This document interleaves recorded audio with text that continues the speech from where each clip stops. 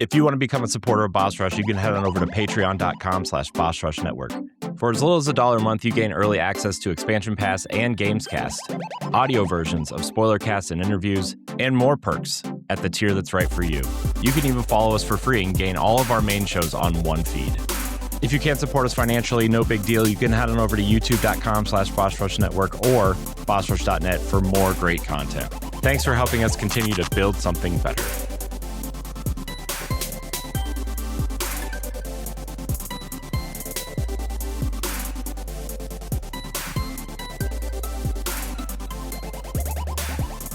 Hello, everybody. Welcome back to Nintendo Pow Block here on the Boss Rush Network. I am not the enlightened and excited Eddie V. Nope.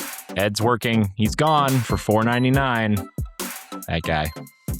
This is episode 499, but we have a great guest, not guest, sort of host sometimes. Yeah, she's here. She likes it. Stephanie Klimov, the mad pharmacist herself. Hi, Stephanie. Hey. As I usually say, I just slowly take over show by show by show. She does.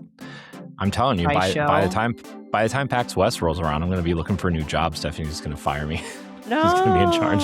No. But this is why I guess I'm just on $4.99, but not $500. I messaged you earlier about $500. I'm excited. You didn't message me back. Fail. It's fine. But hello, I will do my best to bring like a fraction of Ed's energy. Not really. I'm just going to be myself. I don't even try. It's just, we're going to fail miserably and nobody, whatever. It's fine. Nobody wants that. We love you, Ed. One of us does. Won't tell you who.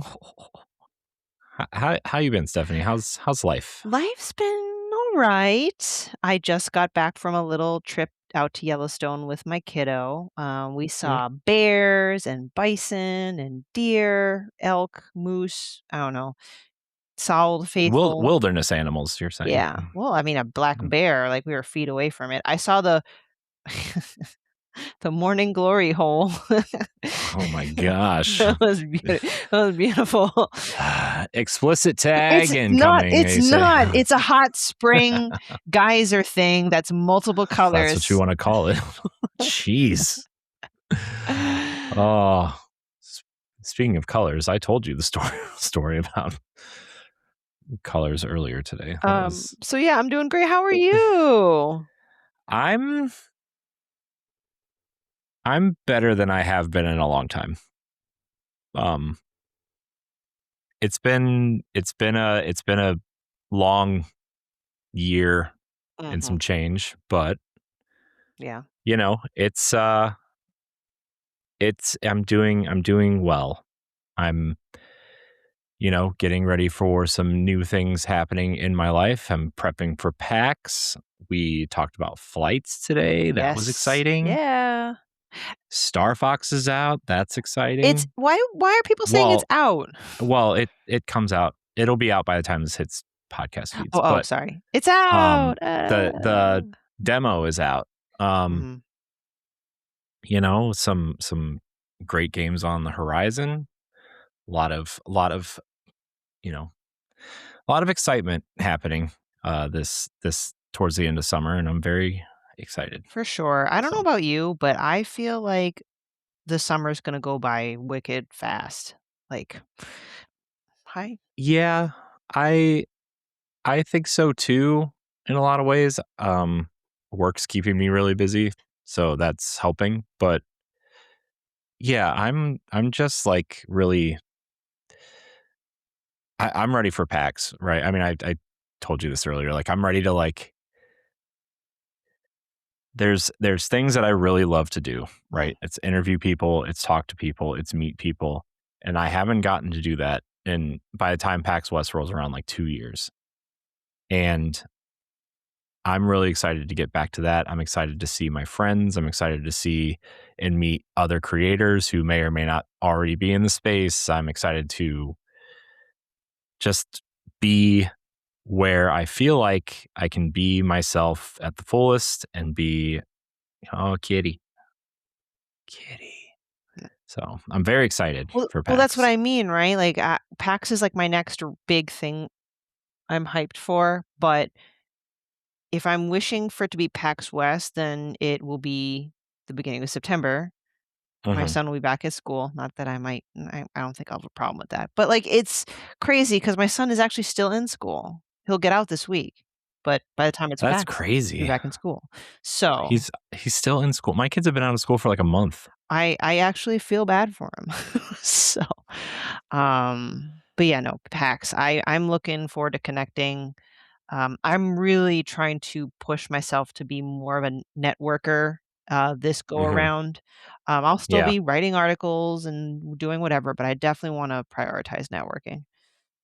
Yeah, that's definitely my thing too, is like I'll do the interviews in the morning and then I'll go around and just try to meet people and, you know, it'll be fun. It'll be a good time. And we're gonna make some fun things happen. Mhm. Yep. Yep. So uh anything else exciting going on? Anything else? Nope. Nope. Nope. Hmm. Same old, same old. Same old, same old. Uh yeah, I went on vacation last week also. It was it's funny, my son was begging to come home like on Tuesday. Mhm. um but yeah, it's good to be back. It was good to be at work today, honestly, to like catch up and just, feel a little sense of normalcy, back in the groove. I know it's weird. I like my job. Some people think that's weird that I like my job, but I do like my job a lot. Well, it's Um, also like you mentioned the groove, right? I was saying to some people today that I'm a creature of habit. I'm not saying my favorite thing to do in the world is pharmacy, but there's something to be said, and I don't want this to sound bad, but, like, you took a vacation with your kids were with you. I was on mhm, vacation with my child. There were mhm. definitely wonderful moments. My cats are I raising hear them. heck, but I feel like you can't really relax when you're on vacation with your kids. Yeah, no, it's just parenting in a different location. Yeah, It's not a vacation. You don't get to vacation until your kids move out or are self-sustaining. at least we don't, Um, but anyway. yeah. Um, so yeah, it's good to be back. I ate a lot of garbage food and I feel like trash, but that's what happens when you go on Well, vacation. I'm excited to hear about said garbage food. Yeah, we should get into that Ed favorite segment Are you gonna say it? in a second. Oh, okay. I'm trying to I man, Ed just hosts a show and I'm kind of like on autopilot kind of managing stuff while he's talking. And so Well, you're in trouble now. I know I'm terrible at this show. I'm just tagging along for the ride. You and me both. Yeah, if you want to support us, you can go over to Patreon, patreon.com/Boss Rush Network. You can support us at the $1 tier, get all of our content on one feed. You can get audio versions first of interviews and spoiler casts and games casts and all that kind of stuff. If you can't support us financially, you can go over to youtube.com/Boss Rush Network. If you want to subscribe to Nintendo Pow Block's YouTube channel, you can go to youtube.com/at Pow Block Podcast. We just crossed 1,200 subscribers over there in Nice. just under 2 months. So that's exciting. Uh, we're about to hit episode 500 next week. There's going to be new merch. There's going to be NPB 500 stuff going up, and we might do some giveaways. So stay tuned. Mm, Live, that you have to be there live. We're gonna do it in two parts though. We're gonna record on Thursday part and then next Tuesday part. So nice. I'd follow Boss Rush Network on social media. You'll see the dates and all that stuff. But look forward to it. Giveaways, please be excited, as Square Enix would say. Uh, we're not. It's not going to be a 5-hour show either, guys. It's not going to be like episode 300 where Stephanie I thought she was going to jump through the screen and stab Ed and stab us both. But it'll be fun. It will be. It's We're gonna have people write in. We're gonna have people who have joined us over the show over the course of the last 10 years. Hopefully some people will stop by, some people will do some stuff with us, but It's a you it's know, a big number. That's we thought 300 was a humongous milestone. 500? Holy yeah, cow. 500. I know. 500. So, yeah, 500 episodes of Nintendo Pow Block, and there's with expansion pass and the direct recap show, there are over 250 bonus episodes also. Holy cow. So, there's a lot. Mhm. It's exciting. Um, And here's to 500 more. oh jeez. I think I'm retiring. Oh, aw. Uh-oh, what? I got a Nintendo Today app notification. Oh, we were about to have breaking news. Well, they train us now because that's how I know. like all the bigger quote unquote news comes out, like the direct 10 minutes before or the day before. This one's just Rhythm Heaven Groove demo is now available. I'm like, "Oh, okay, whatever." So here's your breaking news, Nintendo fans. Rhythm Heaven Groove demo is now available. Mm. Freaking Miyamoto. I love the Nintendo tweets. This is Miyamoto. It won't be the same when he retires, which it's gotta when I say it's gotta be soon, I'm not saying like I want him to be gone, but he's like 72 years old. Yeah, they're gonna Walt Disney him. They're just gonna cryogenically freeze him and put him on display at, Nintendo Super Nintendo Museum. World. No, Oh yeah, Nintendo the museum Museum. too. Mhm. Yeah, Right on the second floor. they'll have him and Onuma, just kind of like, and all the important Nintendo people from the 80s and 90s, Koji just kind of Kondo. like, Yeah. like rotating through that new cafeteria that they're building, or that new Oh food gosh. place. I don't think that's fairly appetizing. You're right, it's not, but at least you get to say you saw Miyamoto. Anyways, speaking of food, let's get into. Do I have to do it like Ed? Snacktendo! Oh, okay. Stephanie did it. Great. Stephanie, anything fun that you ate on your vacation? Yeah, we could talk about Anything vacation food. exciting? You can. We had free breakfast, so it's nothing really special to talk about, but the dinners we had it's called Fire Hole Barbecue. Oh my gosh, I'm always scared when you say words. No, but that's what it's really called, I think. I know, but every time you say words and you get that giggle, that quiet giggle where you put your head down and try to hide yourself from saying. From the shame. Because I don't know. Anyway, it's a barbecue place, and we're in Wyoming and Montana, so people out west and the south, they do barbecue right. So my son and I ordered a rack of pork ribs and brisket.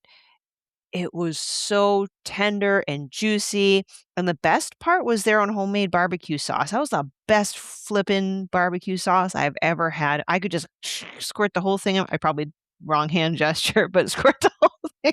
Sorry. In my Oh mouth. my gosh. Stephanie, I'm this is a children's sorry. show. Oh no, I'm talking about eating barbecue sauce. We've our minds have been unleashed recently in terms of stuff we talk about off the show, and it just seems to be carrying over. No, Who knew? I'm really talking about a bottle of barbecue sauce, I promise. And their mac and cheese also was really good. Like I would really like everything was flipping good. It's like I believe it's either family owned, local owned. Everything's smoked within the last like 24 hours. Um, man, nothing beats a good barbecue. So that's pretty much the main thing on vacation that I enjoyed. Nice, cool. I had a bunch of different things. I'm gonna give a big shout out to the shredded brisket quesadilla, Ooh. where it was brisket and sauteed onions and green peppers and cheese and this weird sauce that they put on that was really good, and I have no idea what it was, but Mhm. that was really good. The sweet potato fries are really good. I'm not a sweet potato person, but when there's fries involved, Stephanie, I was gonna say, are you sweet potato fry, regular fry, waffle fries? So waffle fries, I like Chick-fil-A. And that's where I get my waffle fries because that's the only place I know that sells them besides the grocery store. But they never turn out right when you cook them at home. So I do like waffle fries, but these sweet potato fries are they're like the best thing I think I've ever put in my mouth. So Um, little sweet, a little, you know. Anyways, would you believe it if I said I've never had Chick-fil-A? Chick-fil-A. I mean, Ed never had Chick-fil-A until like a couple years ago. So, Oh, okay. and he's much older than you are, so you Uh, have some time before we okay. start making fun of you. Good. Okay. Yeah, it's I like Chick-fil-A, but the one around here always has a line wrapped around the building, and it's like it's not that good, guys. It's just chicken and fries. Like Yeah. Wendy's is right next door with no line. um, All right. but I mean, I like it. It's yeah, it's good, but I'm not going to tell you to wait in an hour line for it like No, some people do. there's not a lot of things that I wait in an hour-long line for, I'll tell you that. Yeah, I'll wait in a line for that barbecue sauce, though. you would. Or what else did you have? So I had the double smash burger where I mean, it's just a smash burger with stuff on it. It was good. That was pretty good. And then the kimchi chicken sandwich, which I love kimchi. was yeah, it was just like a fried chicken breast with kimchi on it and some spicy sort of sauce on it. And it was just really good. Mhm. Really good. Nice. So Oh, I'm getting hungry there's a now. really good I know. This is why we don't do this segment. So I'm trying to get rid of it for years. Ed won't let me. um, there is a really good pizza place down there No. that I love going to, but we didn't go this time. But the next time I go, I'll get it because it's like this. It's this family owned pizza place that they're from Pittsburgh, so everything inside is like Pittsburgh Steelers, Penguins, Mhm. memorabilia, and like a whole bunch of Three Rivers style memorabilia. It's really cool inside if you're a Pittsburgh fan. I'm not because I'm a sad Browns fan, but and Cleveland doesn't have a hockey team, so it's not a real sport. But What? I'm just kidding. We have a minor league hockey team, the Lake It's Erie like the most Monsters. manliest man sport to ever man because I've been to, like, a minor league hockey team, Providence Bruins, so, like, Boston Bruins, Providence Bruins.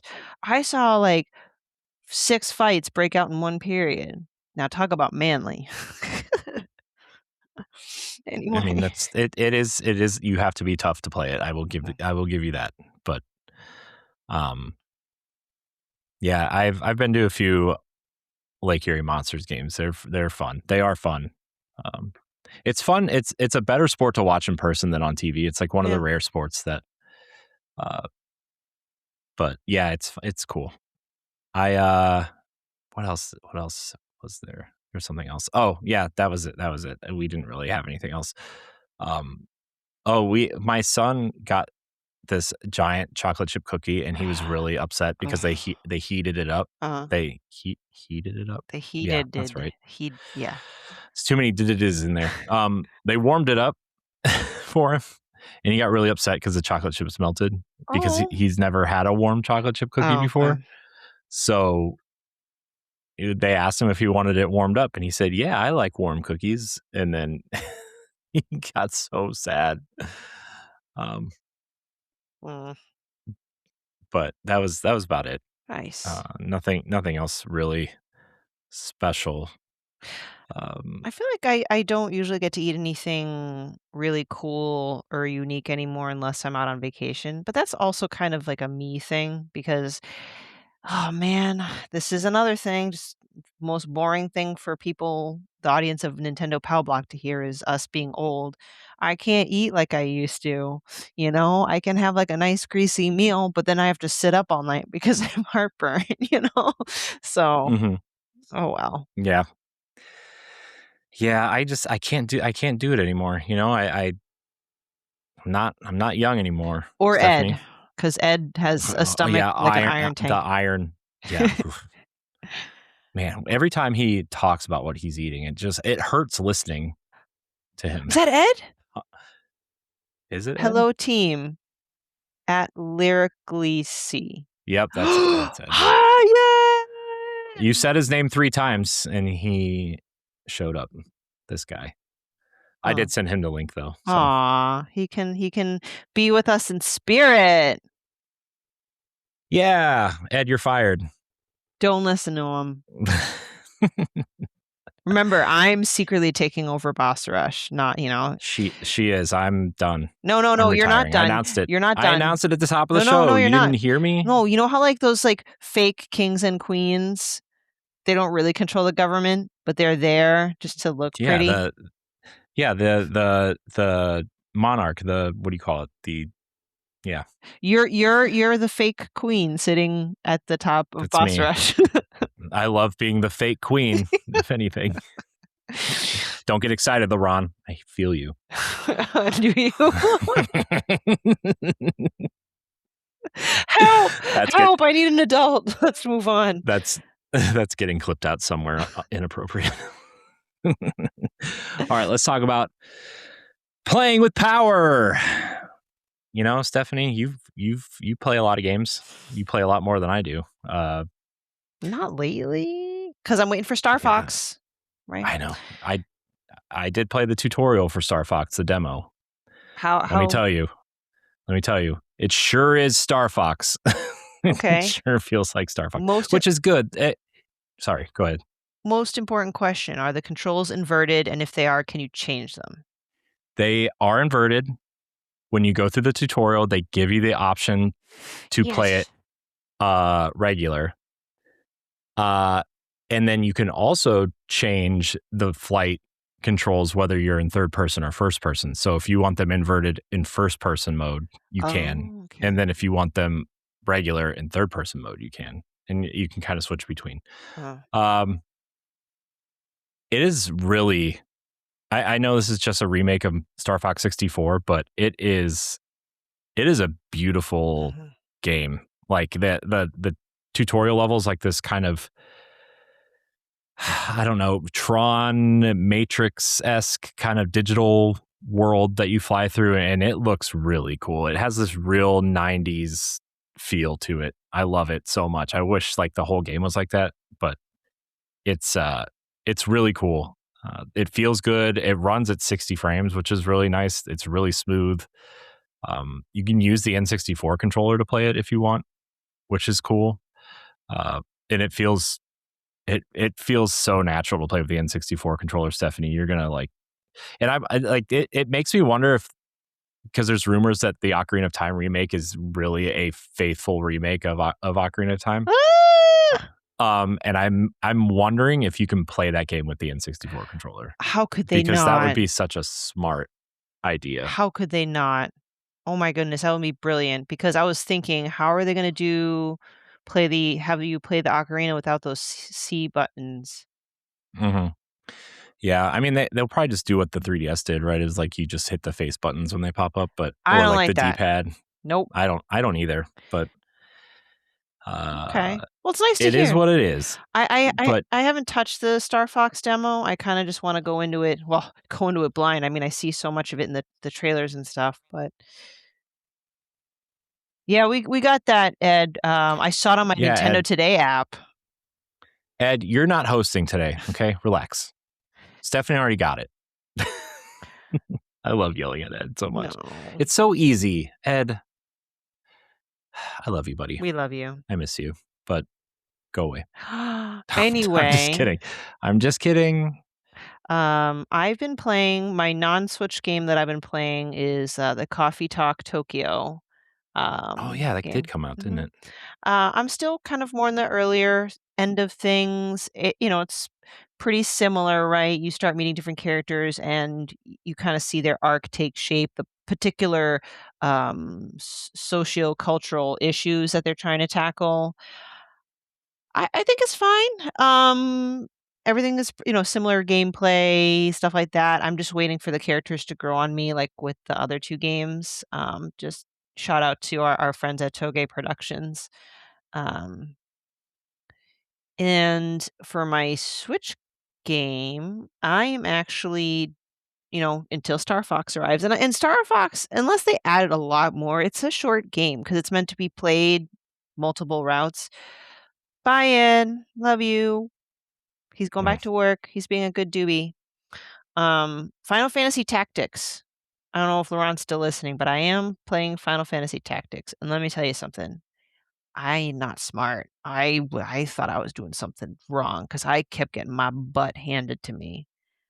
It's a hard game. I was like, okay. And I'm playing on like the standard mode, not easy, not hard. I'm right in the middle, and it's a little overwhelming at first too, because you can build up to certain classes, and each one you have to work up points to earn said skills that can cross over. Thankfully, I have a person that gives me wonderful advice on Final Fantasy Tactics, so I'm starting to see a breakthrough. But it's nice. I haven't played a turn-based, whether it's RPG or tactical game, whatever you want to call it, in a long time. I don't know how long of a game this is, but I do think that the added voice acting is good and the story's intriguing. Yeah, I think it's pretty long. Um, but that's why I got it on Switch because I like playing games like this on Switch because of Yes. I've been dabbling in Xenoblade Chronicles Definitive Edition finally, and like it just I love playing RPGs in handheld mode. Yep. Like that's the one thing I miss about like the PSP and the Vita, right? Those were like perfect little RPG machines. Obviously the Switch is now, but I played Kingdom Hearts Birth by Sleep on there. Final Fantasy 10 and 10-2 had good ports on the Vita. Like something about a handheld RPG just, hmm They just hits the spot. they couple well together, which is side tangent. I'm struggling a little bit with the larger third party games with the Switch 2. Not in the way that you think, like, they perform well, like, "Oh, finally, we have a Nintendo console that can handle very powerful third-party games." This is what I've been waiting for, I'm sure many people were waiting for it. Like, I played Pragmata on it, beginning to end, loved it, no performance issue, maybe the frames lagged, like, one time when I made everything explode at once. Um, but I don't like playing those kind of epic games on handheld. Like, I ended up I had to put it on docked mode, and then part of me is like, "Well, if I'm having it in docked mode, why didn't I just play it on my PlayStation?" I don't know, that's a me problem, but Mhm. RPG and handheld go so well together. Massive explode adventure, maybe not so much handheld, but Yeah. that's I really mean, yeah. that's fair. I mean, look, I love that the Switch 2 is getting all these games right, but sometimes like you gotta boot up that Xbox or PlayStation, right? Or you PC nerds. Mhm. Gross. How about Um, how about you? What have you been playing? I mean, I've just been playing the Star Fox demo. I played through it. It's fantastic. I can't wait for the full release on Thursday, one of those days. I don't know. Nintendo likes to release on random days now. It feels like all the Mhm. time. Um, I Star Fox 64 is one of my favorite games of all time. I don't really talk about it because it's the only one anybody ever talks about. So like, what am I Mhm. going to say? Oh, it's great. Do a barrel roll. Do a Uh, barrel roll, but yep. uh, so I've been playing that. I've been playing a lot of. I've finally started my Xenoblade trek. Yeah, let's Uh, go. I'm about 2.5 hours in. I loaded it on my Switch 2. This I was waiting until vacation to play it, and then Nintendo announced the Switch 2 versions, obviously of Mhm, mhm. 1, 2, and 3. So I was like, well, this is a perfect time to jump into 2 or jump into 1 now because it's got a Switch 2 version. So I Right. bought the $10 upgrade. I sold my Switch 1 version, pre-ordered the Switch 2 version, and like I wanted to play it in the car on the way down because Sana gets sick if she doesn't drive, so I was the passenger the whole time. And I just didn't I weaving through the hills of West Virginia and Virginia was like kind of making me nauseous, and I thought if I was playing a game it would make me even more nauseous, Mhm. especially cuz like my son threw up on the way home because he was Yikes. uh and so like I try not to eat a lot or do anything while the car is moving. Not that I get motion sick, but it once in a while I do. Uh, but I did play quite a bit of it, and it's a great game. I forgot just how because I haven't played Xeno. I dabbled in Xenoblade One when it came to Switch One, but I played it when it came to Wii.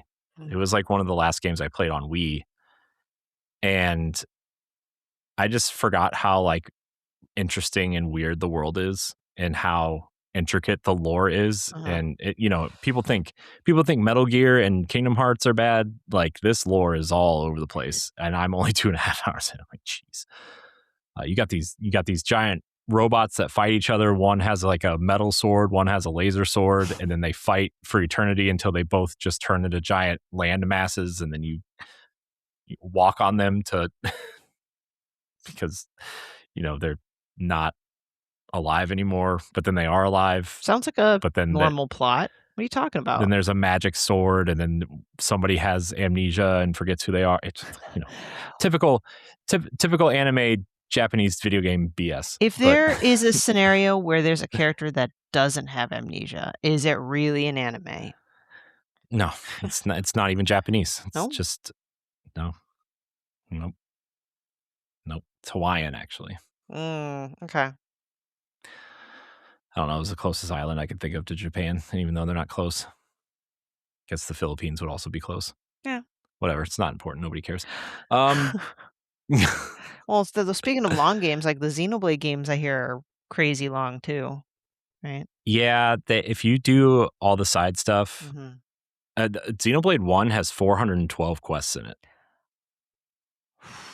Holy moly. I didn't I didn't do that from memory. I heard it on a podcast when the Switch 2 version came out, guys. Relax. I'm not that big of a nerd. Sometimes I am, but not with Xenoblade. uh and then the last thing I've been playing a little bit actually is Destiny, obviously, because it's the last update, and it really sucks that they stopped because the game is in the best place it's been maybe ever in terms of like what they added, the in-game content, the storylines that are like that they're leaving open. It's just like so many Destiny players are frustrated right now because of like Sony's just done. This is the highest concurrent player count they've had since Destiny 2 launched. Really? Yeah. Oh, wow.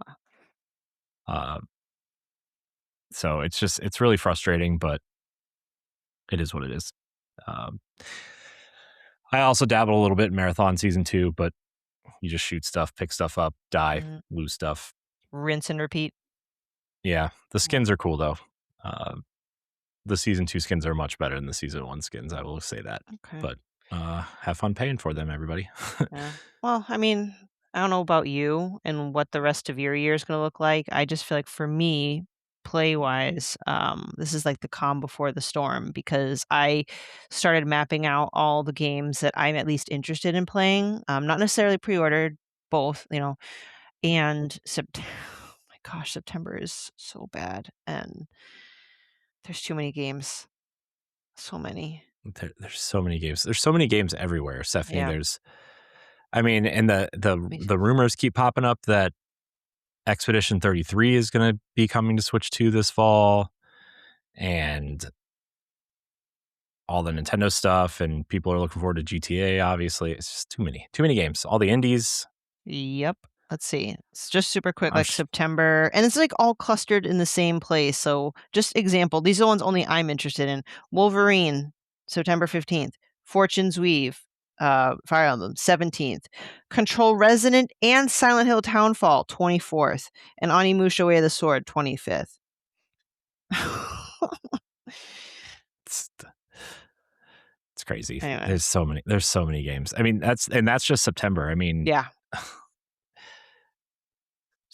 I can't. Plus, the other games around then too is like Gears E-Day for me. Yes. Mm-hmm. I'm like, I can't wait for Gears. Although, here's the thing, Stephanie. I know we talked about this on the Boss Rush podcast, 2 weeks ago or whatever, the summer stuff, but like, Gears looks so much like Gears that it almost, as excited as I am, it almost bothers me that it looks the same. Yeah. Mm-hmm. Like, it just looks like Gears. Like, it looks amazing in the cutscenes and everything, but like once they get into the gameplay, I'm like, this is just Gears. I just played this last summer when the remake of the first one came out. But the other thing too, in October, I'm going to be doing the Kingdom Hearts playthrough with my kids. I think it's time. That's going to be awesome. Because, obviously my daughter's into Frozen, and that's kind of a big part of 3, and my son's into Toy Story, and they love Disney animation, and so I think it's time for them to experience one of the greatest franchises of all time, Kingdom Hearts.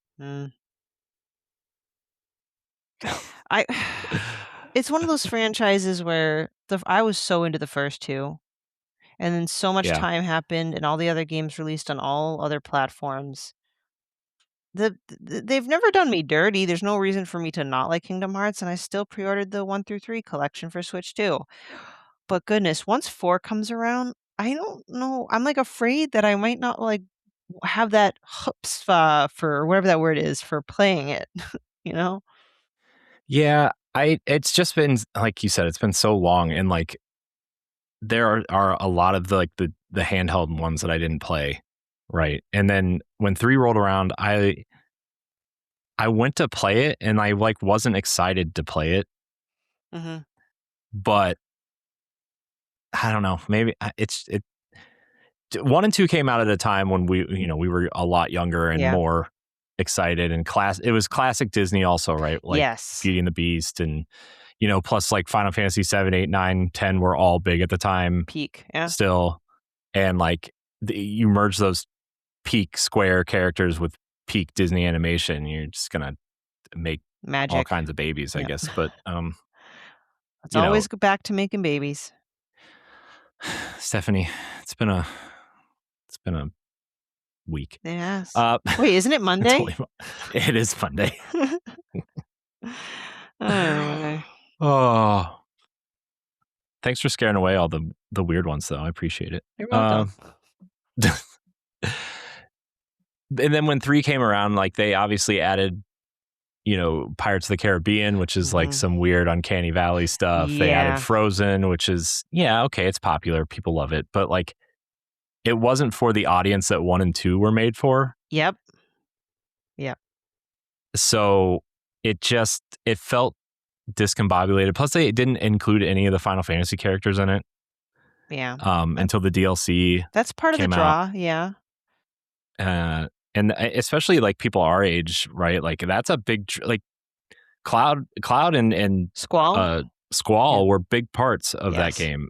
And when they're not in it, it's like, well, gamers want those characters. They love 7, and some people like 8. I like 8, but I don't know. Maybe my kids will change their mind. I'll change my mind on 3 when my kids play it. There's something about that though when my kids start getting into games and they start playing. I'm sure you felt this with Nikolai too, right? Like nothing beats watching them like play something and figure it out. And right. My daughter's really into Animal Crossing right now, so nice. No, I kind of feel like I'm on the same page with you there, and just to kind of round that out, that's why I'm like pretty curious to see what 4 is going to end up being, because they're probably only going to put all the Disney movies that came out in the last decade, and I hate to say it, like I'm not saying the more recent ones I hate, like, there's still some good movies, but it's not the same. I'm too old for that stuff. Yeah. We're getting too old, Stephanie. Getting too old. This is too old. This show's getting too old. No, it'll go on forever. We'll need to, like, I know. find some, like, legacy people to take over. No, we're not going to have legacy. AI is going to just clone our voices. There's 500 episodes of our voices out there. They're going to clone us, Oh, our jeez. voices, and they'll just go on forever. Where's that large language model everybody keeps talking about where it's going to clone? I don't even think AI could match Ed's energy, though. Let's be honest. No, absolutely not. Can't bottle that up. Can't duplicate Can't that. bottle them up. Nope. Nope. All right. Well, since we're 46 minutes into this episode, we should probably get into Fammy news. Fammy news. How's that? That was great. I was getting there, but you did it, so I didn't have to. Thanks. You're Appreciate welcome. it. I didn't have to raise my voice past this, this tone. Just keeping you Because calm as a people seem to cucumber. think my voice is relaxing. So It is. you started that trend. I did. And now everybody thinks so. And I got to figure out what to do. I don't know. Smooth voice and beautiful blue eyes. That's me. That's me. That's why people like me. They don't need the rest of me. They just need that. They don't care about the Nintendo talk that's coming out of your mouth. They don't. They really don't. They really don't. Yeah, well, I'm They here try. I'm here for the lack of news. Well, not lack of news. It's just, You're not here for me. It's fine. I get it. That's what DMs are for. All right, let's talk about the leaked Ocarina of Time description. So obviously Ocarina of Time is getting remade for Switch 2. A leaked description hints that the Switch 2 version will be extremely faithful to the original with a fresh coat of paint, hopefully some added combat stuff. A recently discovered description of The Legend of Zelda Ocarina of Time on Nintendo Switch 2 may have revealed Nintendo's approach to the highly anticipated remake. According to the now removed listing, the game is described as the N64 classic, quote, reborn as a full remake featuring stunning visuals, updated designs, and, quote, timeless gameplay. The wording suggests Nintendo is aiming for a faithful one-to-one recreation of the beloved adventure rather than a complete overhaul, preserving core experience that made one of gaming's most celebrated titles. While fans can likely expect visual upgrades and modern quality of life improvements, the leaked description points to the original gameplay remaining largely intact, with Link's legendary quest returning later this year on Switch 2. Mm-hmm. Stephanie, I think not only are you one of the biggest Zelda fans I know, I think you are maybe the biggest Ocarina of Time fan that I know. Are you excited for a faithful remake? Absolutely, I am. I'm one that actually has my foot in kind of both camps of this apparent debate people have on the internet, because that's what people like to do. Do we need a remake? No, technically not, but I'm excited as hell for it. I would never say no to it. I'm definitely coming around because remakes are what can reintroduce a gamer franchise to a new generation of gamers. And if this is a way to reintroduce one of the greatest games of all time to more people, I'm all for it. I'm super excited. I spent hours looking at reaction videos. Like, that's how sad my life is. I was looking at all the reaction videos of fans all over the world reacting to the first trailer, and there are certain points where everyone had the same reaction. It's when the first notes of Saria's song played, when they first showed Link, and then the date, 2026. Mm-hmm. Were you going to say something? It's funny. I was just going to say, I'm sure you've seen all of these, but all the Instagram reels and TikToks of, like, you can't summon a millennial by a sound effect and it just plays the song. Yeah. Yep. So I'm all for it. I'm not worried if Nintendo's gonna ruin the one of the most highly rated games of all time because just because you make a remake doesn't mean the original doesn't exist. We can still honor the original and all the innovations that's ever been done. Second of all, I know they love Mario and Pokemon and Kirby more than Zelda for some reason, because I'm still waiting for a Zelda 40th anniversary acknowledgement. Um, Nintendo's not going to screw this up. With a lot of confidence. That game means too much. That was Hmm. one of Miyamoto's babies, huh? Baby reference. Hmm. So regardless, it's going to be great.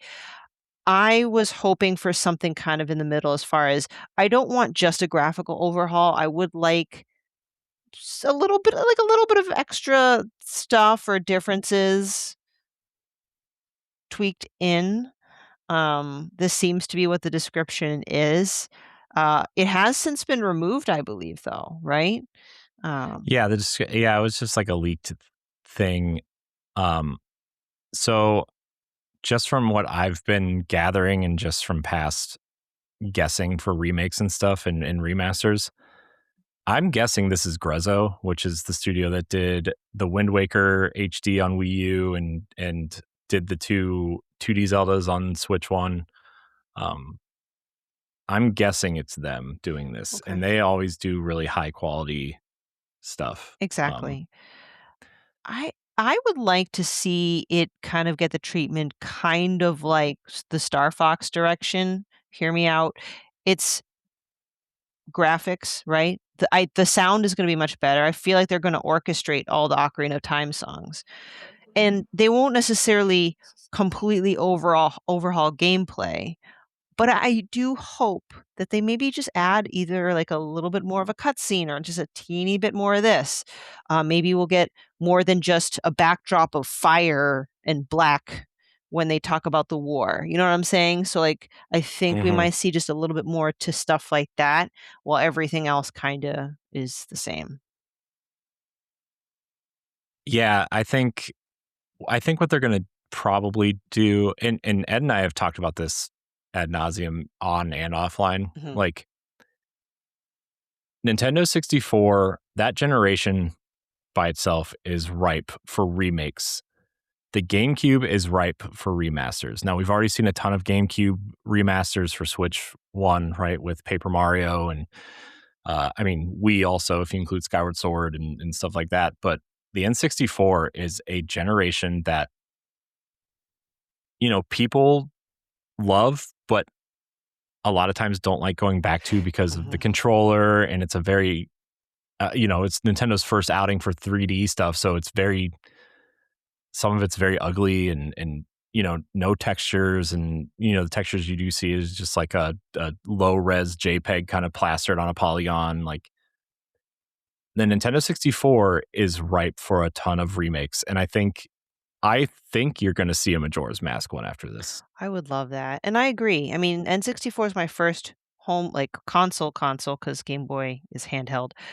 I loved everything about it as a kid, but going back to it, for example, Donkey Kong 64, I know people have their issues with it, but just personally, I loved it. When I was a kid, I was going bananas for DK64, and then when I went back to play it, probably within the last few years, I'm like, yeah,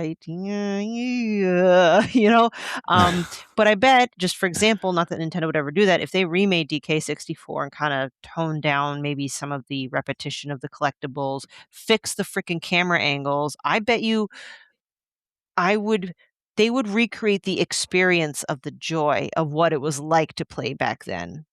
Even though you Hmm. know what I'm saying? So I feel like what this Ocarina of Time remake should be, will be, and could be for other N64 games is Nintendo recreating the magic from back then, but for more modern palettes. My son saw me play the Star Fox 64 on NSO, and he said that the ground looked like vomit, like just a flat pixel vomit. He's like, "Is that the ground?" I'm like, "Yes, that is." Yeah, and then like obviously the Master Quest version came out on GameCube, and they added a bunch. I mean, they changed a lot of the dungeon layouts and stuff and the puzzles to make it harder. It wasn't really harder. It was just dumber. Let's put cows in Jabu Jabu's belly. I'm just, uh, but the biggest rumor that was floating around until recently was that they were going to add the light temple because Zelda gives you the light arrows, but there was a whole dungeon designed around getting those. And I wonder if they would actually add that back in. I would like that. I don't know if that's kind of Nintendo's way. What I would love if like Master Quest was like part of the game, like as like an option to play Master Quest, but Mm-hmm. I wonder if they'll add it. Like if you beat it, you unlock the second I quest think that'd be type of great. thing. Or It's one thing I wish they would do, but I know for a fact this would never be on the table is if they added a randomizer as an option. I would love to play an Ocarina of Time randomizer. But anyway. you probably could find one. I'm sure there is Oh one. no, there are definitely those out there. That's why I'm like, I wish Nintendo would just freaking put it there so I don't have to go try and find a sneak way to play it. But sneaky way to play. Sneak. A little LeBron logic there. Yeah. But yeah. Yeah, I'm excited. I wonder how people who love Tears of the Kingdom and Breath of the Wild are going to deal with a classic Zelda. I mean, I guess Skyward Sword was kind of that, but it's still kind of not because of the motion stuff. Yeah, I'm mildly concerned because Ocarina of Time can be one of the best games ever. I mean, one of the highest rated games on Metacritic. That doesn't necessarily mean today's gamers will like it, especially like you said, if Breath of the Wild and Tears was their first game. We'll see. Only time will tell. No pun intended. But regardless, I'm looking forward to it. I can talk about Ocarina of Time all day, every day, upside down, right side up.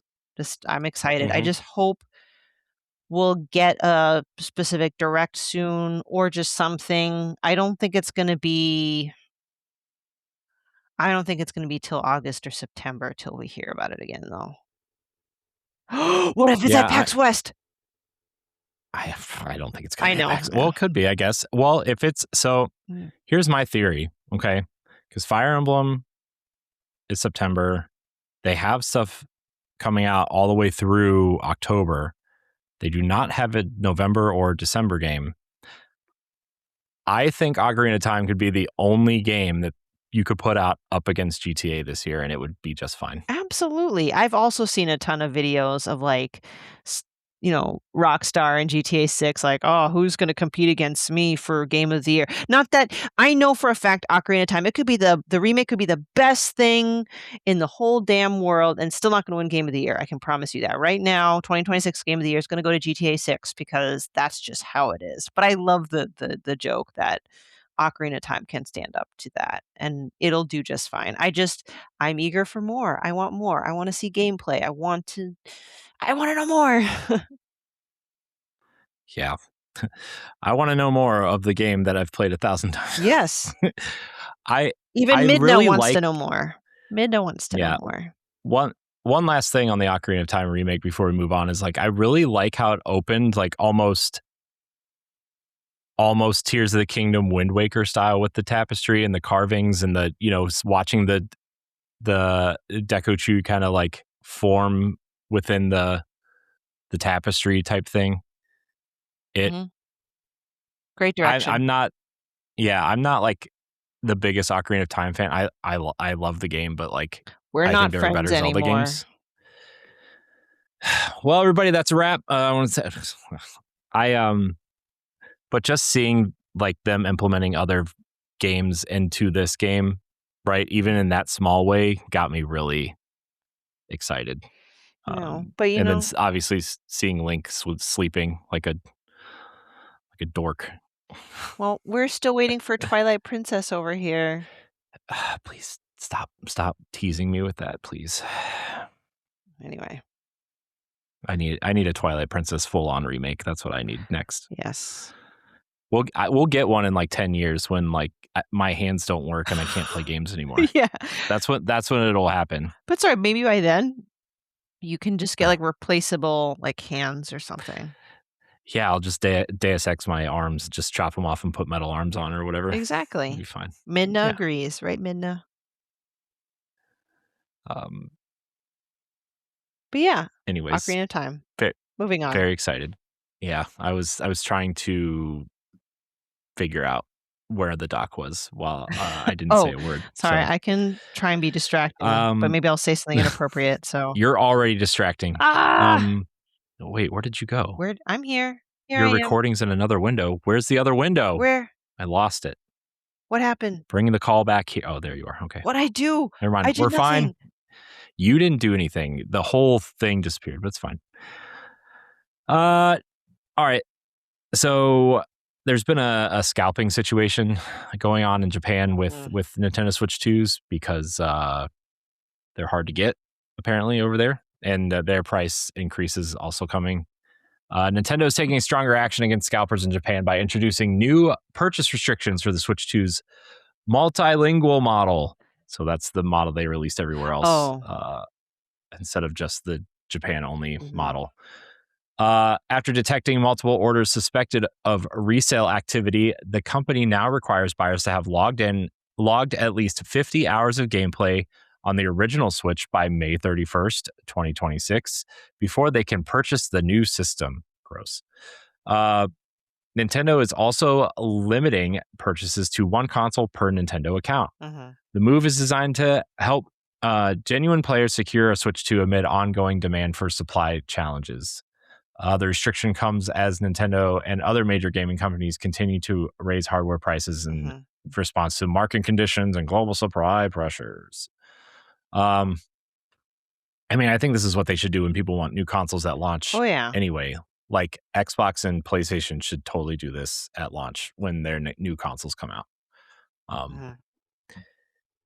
So it's cool. Like I'm glad they're doing this, but you know, how many people in Japan are looking for multi-language consoles? I guess if you're like an American over there teaching English or something, or working, I guess there's a lot of reasons. I just didn't think it through because I'm dumb. Yeah, well, no, I'm always all for fighting scalpers, but I don't know, it's just, sorry everyone's looking at my cat's butthole. My cat's, like, in the camera. She's just Midna's everywhere. Midna, get Not the Midna our fans want. No, she wants to be. They like cats, but I have too look, many cats. there's a real thirsty community for Midna out there, Stephanie. I don't know if you know this. No, I do. So, It's kind of scary. Do not go to Etsy and look up Midna figures. mm-mm. Let's see what I was gonna say. I remember they were trying to do something with Pokemon, not they as in Nintendo, whoever was trying to it was in Japan I think to it was the Pokemon Center stores the over Pokemon there. Center stores, and you had to, like, answer Minna, stop. Answer questions about Pokemon to be able to qualify. Minna, stop. So I think that's brilliant. Yeah. They should do more of this. Companies should take note. Everybody take note. Especially PlayStation and Xbox, when Xbox is just going to probably sell through the Microsoft store now, and that's it because there's no reason to put them in stores. Oh, we'll get to that story in a minute.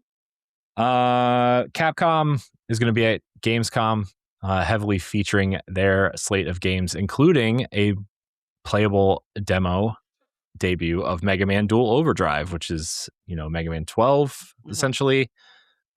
We saw that, at the Game Awards, they revealed it, and it looks really, really great. I'm very excited. Ed's going to yell at me because I haven't played Mega Man 1 through 10 all the way through, but I'm going to. It's on my list. Capcom also confirmed that they will be showing off Dragon's Dogma 2 Dark Arisen, Onimusha Way of the Sword, and more of the games over at their massive booth in Cologne this August. With nearly 60 demo stations available, Gamescom attendees will have an early chance to experience Mega Man's long-awaited return before its planned 2027 release on Nintendo Switch 2 and other consoles. Obviously, Resident Evil Veronica will also be arriving in 2027, so Capcom already has a stacked year next year. Plus, Yeah, they do. Street Fighter DLC. Tifa's going to be in Street Fighter 6. they've got a big year next year. Well, that So and, like, I'm still waiting on Resident Evil Requiem's story DLC. It's not been announced yet, so I mean, Capcom continues to be on fire, and this is why I wish I was at Gamescom because I would love to check out these things. I we might have a chance next year, Stephanie. So keep that in your back pocket. That's awesome. But, Mega Man, are you one that has played a lot of Mega Man back in the day? So I played Mega Man with my cousin when I was younger, but I didn't play enough of it to like consider myself I've played Mega Man. You know, like I like the idea of Mega Man. I think the weapon changes and like the rock paper scissors kind of boss battle system is really cool. I just haven't had the patience to go backwards yet. Yeah. It was on my list this year. I remember I was playing a lot of classic games this year. It's on my list to go back to, but then some stuff happened and I just haven't returned to playing them. But it's on the list. I love Mega Man as a character and the idea of Mega Man. I just haven't played them all the way through. But Yeah. Yeah, same here. It's uh, something I do wanna eventually work my way backwards, but I'm glad Capcom's given Mega Man some love. I can't recall the last time. I mean, I don't know, I don't think there was a recent Mega Man game, like a original mainline Mega Man. I'd have to do some research. uh, 11 was the last numbered one and it came out in 2018 or 19, I want to say. Okay, so it has definitely been quite a few years. Yeah, Okay. It it came out it came out on Xbox and PlayStation first, and then they ported it to Switch later. Mhm. Um, but Okay. yeah, it was one of those it was also one of those the early release was like you had to download the rest of the game, even though the first part was on the cartridge. It was like one of those annoying things, but Oh, and yucky. people were like really mad about it, so they re-released it. But Mhm. yeah, Mega Man's coming. A lot of Capcom. I Mhm. love seeing Capcom on the Switch too. Like I Yes. love seeing these Japanese companies really push their games on the Switch too.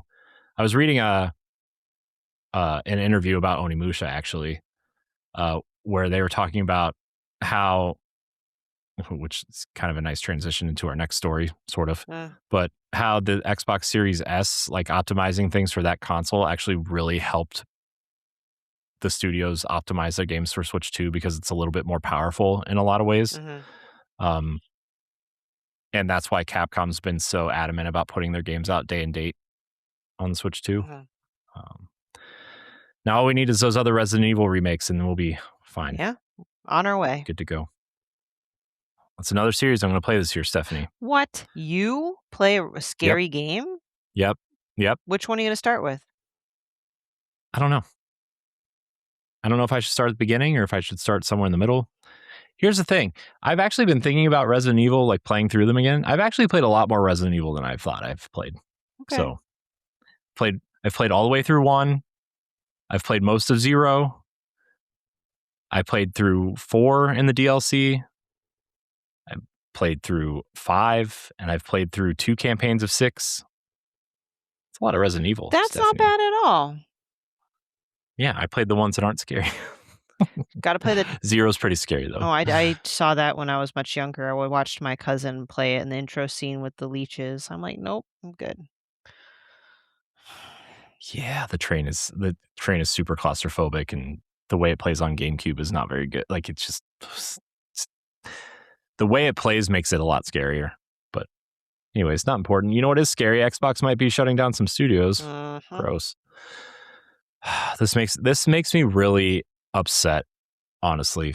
The future of several Xbox owned studios is uncertain as reports suggest teams including Ninja Theory, Double Fine, Compulsion Games, and even Arcane are in active negotiations with Microsoft to avoid closure. While some studios may be shut down, others could be given the opportunity to become independent or find new buyers. The situation became more surprising after reports revealed Microsoft had already planned to sunset or split from Ninja Theory before unveiling its new game Senua at the Xbox Summer Showcase, reportedly to attract potential investor interest. with employees already being informed about possible changes and industry insiders warning that Xbox could look dramatically different in the coming months. The gaming industry is closely watching and may become one of Microsoft's biggest studio restructurings yet. I hate this. I do too. And I'm going to say something very controversial here, Stephanie. This all makes me very upset. It makes me sad. Phil Spencer bought these studios to boost Game Pass and boost subscription numbers. And the subscription numbers never grew. When they raised the price to $30, there are some reports that they lost 40 to 50% of their ultimate subscribers. And so this isn't Phil's ship anymore. It's Asha's. And Asha was brought in to fix Xbox. And unfortunately, financially, as much as it pains me to say it, and I really hope someone comes in and buys some of these studios, especially Ninja Theory, because, I mean, you already know how I feel about Hellblade as a franchise and that character and everything. But like, and Double Fine is such an iconic, quirky, weird studio, and Arcane is still working on Blade, you know, like, so they still have Marvel money. So how are they getting shut down? Yeah, these are some, not that the other ones that got shut down are any less important or less famous, but these are like, I don't know. It's sad. It is what is, it is. especially since I actually was feeling pretty high about Xbox after the most recent showcase. I think that's what made it even more disappointing for me. You know, because I saw the Senua announcement and all these other wonderful, like, I was so happy the Spyro's coming back. I'm like, I totally forgot about Toys for Bob, and I'm glad they're sticking around. And then we get hit with this. I'm like, oh, cool. So you're gonna let these people make games and then pull the rug from under their feet. Like, I don't know. I'm sorely disappointed. And I hope these studios, whether they negotiate back with Xbox or go independent or find another publisher, I just want them to land on their feet wherever they land. Yeah, I think, you know, compulsion, like, I played South of Midnight earlier this year on the Switch 2, and it's a really wonderful game. Like, Hazel is a great character. That world is really interesting. Like, the Louisiana South and voodoo magic is not really explored anywhere in games. And like, yeah, it's a short game and it was on Game Pass, whatever, but like, it's really worth playing. And I actually thought like we would probably get a sequel from this, actually, because it actually sold really well on I PlayStation, was gonna say, I at thought it least. did relatively well. It wasn't like it Mhm. did financially bombed or anything. So it's just it blows my mind. I don't Xbox, Microsoft, I don't know. I know. I know. But I mean, this is Asha's Xbox now. She's done a lot of great things for Yes. Xbox. I think for the long-term health of Xbox, this is probably the right financial move. And the Toys for Bob thing, right, gives me a lot of hope, right? Because they bought themselves off away from Microsoft and they're independent now. They just had to sign that contract to make Microsoft a game, which we now know is Spyro, right? Yeah. But it's just sad. I still think someone's going to come in and buy Ninja Theory, right? Not just because of Hellblade, but like, they have a state of the art motion capture and sound stage, right? Because of what they've been doing with Hellblade. They have, it's a relatively small team. I think there's only like 85 to 90 people that work there in total. Mhm. Um, you know, it's in, you know, what gosh, what country is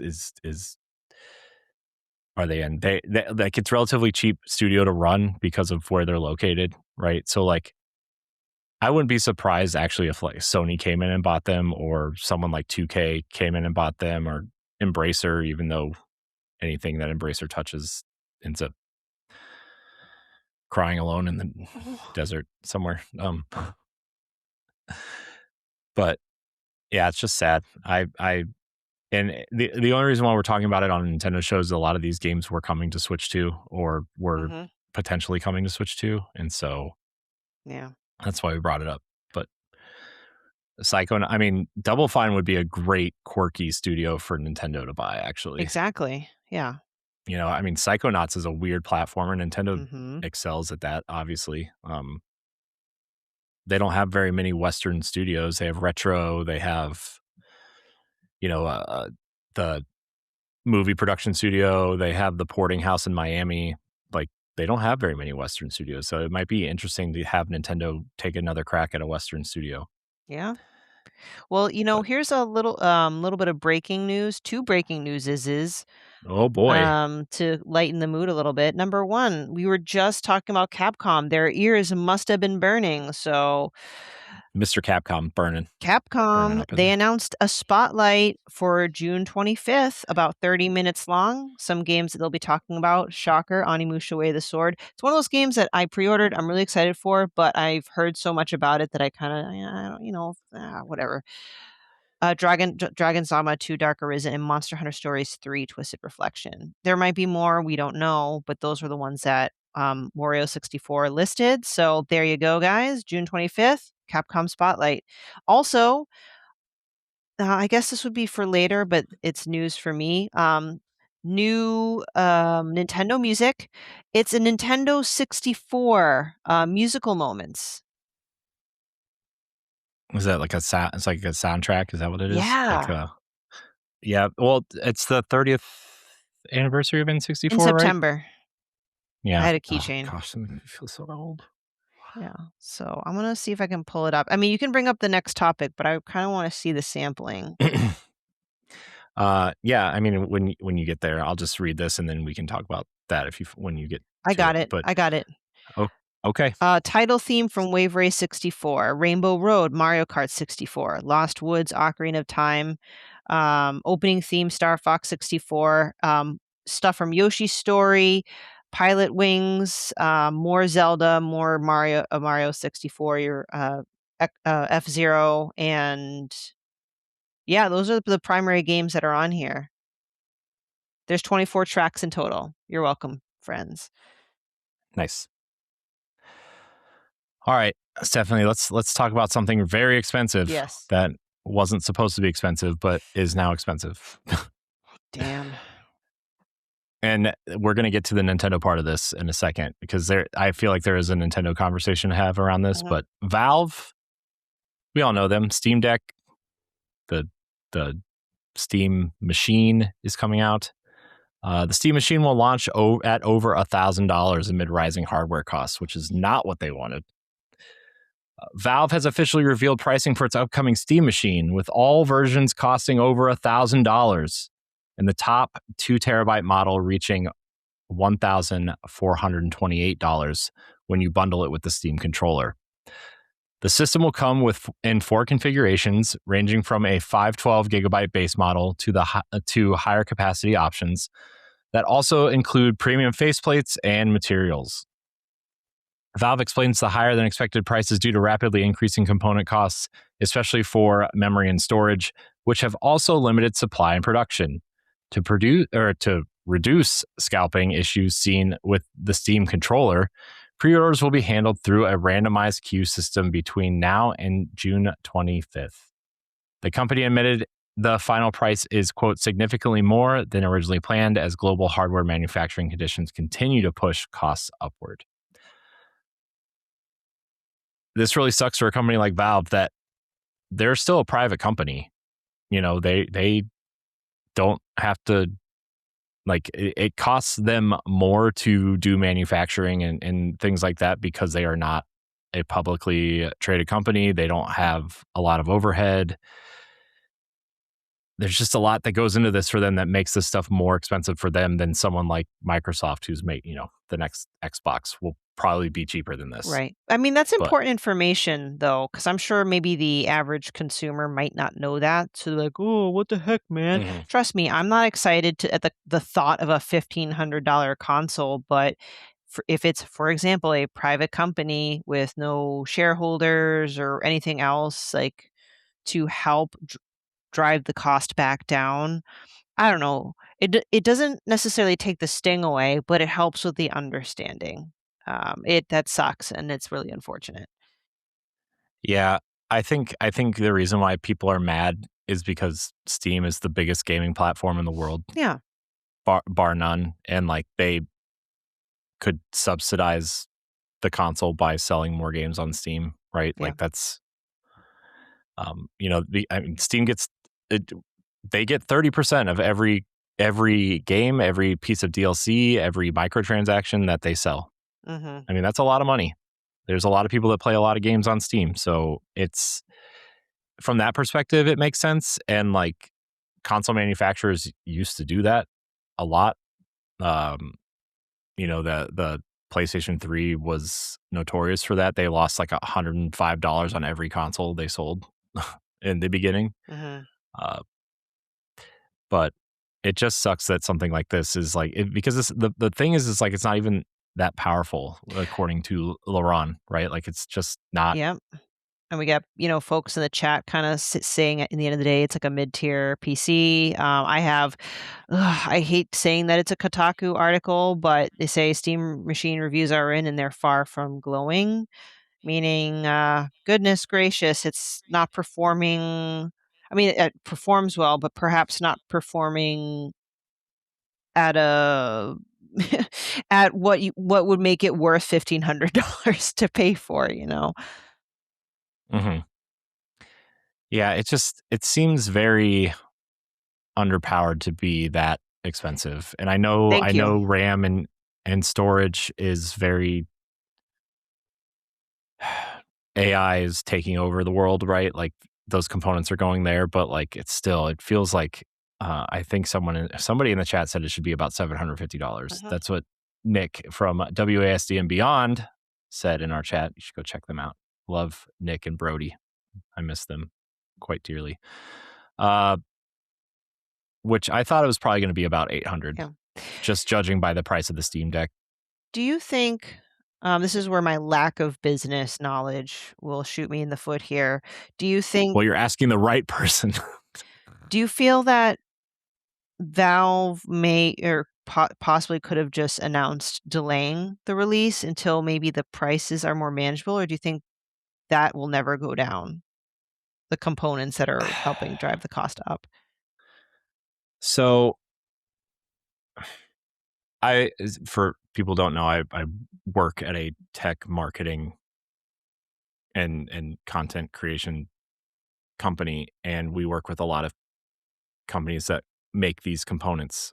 Um, a lot of them are kind of just like hoping to ride it out, and like that's why the components are so high. The other thing too is like the stuff that's available.